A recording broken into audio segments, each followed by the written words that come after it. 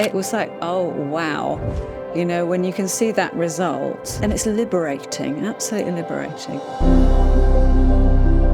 My name is Isobel Kershaw, and it was about 9 years ago that I really thought I have to get my nose sorted out. It has been the bane of my life since I was about 15, you know, being bullied and everything.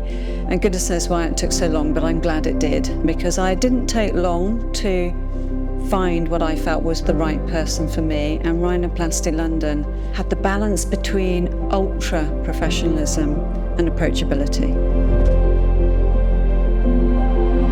And I think it's just when I was going through being a teenager, which is difficult enough, and my nose was changing, and I've got siblings, their noses stayed the same, but mine was hooking and deviating. And, you know, I got bullied, I got called a witch and all sorts of things. And be open, one time I did take a hammer to my nose because I was so upset with how it made me feel. And I couldn't angle myself, or I had to make sure I angled myself in a certain way so that the hook, it made me look very severe. And as I got older, it was getting worse. Sometimes it looked okay. You know, in my 30s, I put up with it, but as I was getting older and I had my rhinoplasty mid-40s, I just thought, it's going to get worse, but I didn't want to live with it anymore. It is one of those things that if you feel like you want to do something about it, I didn't feel it was vanity, and I didn't want anybody else to help me make that decision for me. And I think I was being held back because I was worried about what my parents thought, to be fair. But I felt I made the right decision.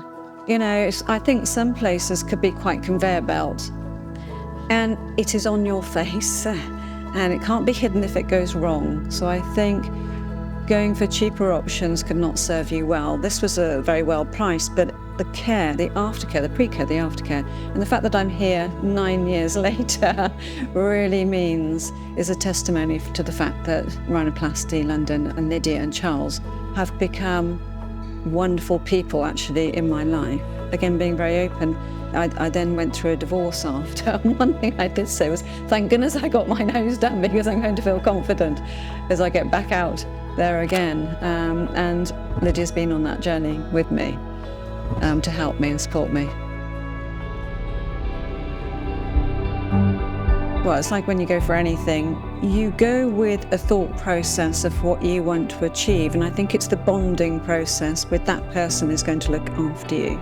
She's so warm, and she was directional. I don't want somebody saying, oh, you look fine. She actually said that nose doesn't suit your face, so that the structure and the technical words that she used to help me really understand that I was making the right decision was really important to me. She didn't sell anything. She just sat there and said, this is how I can help you. You have to go away and think about it and do your homework and research. I went home and I said, no, I don't need to do any homework, I'm coming back. I just thought the whole umbrella of Rhinoplasty London, that's a really strong team, really helped you feel comfortable and confident that they were going to do with your nose what you wanted them to do. I was very relaxed from the word go, and I think that's very important for doctors, is to have that understanding of how to make your client feel very comfortable. You know, you can feel very awkward talking about the reasons why you're there. And what was really great was that she showed me befores and afters with modern technology. And it was like, oh, wow. You know, when you can see that result and I had a very deviated septum and I had a very hooky nose.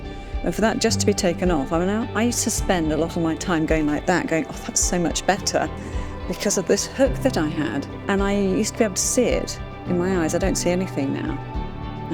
And it's liberating, absolutely liberating. Oh, beyond. It's so weird, and people think, really, you know, it shouldn't have to affect your life. Nothing the way you look should affect you and your confidence, but it does. And I think when I started out, actually I couldn't breathe very well, and it started out as an NHS situation, but because I wanted the dorsal hump sorted out as well, that's when I went privately. But I think you've only got one life to live.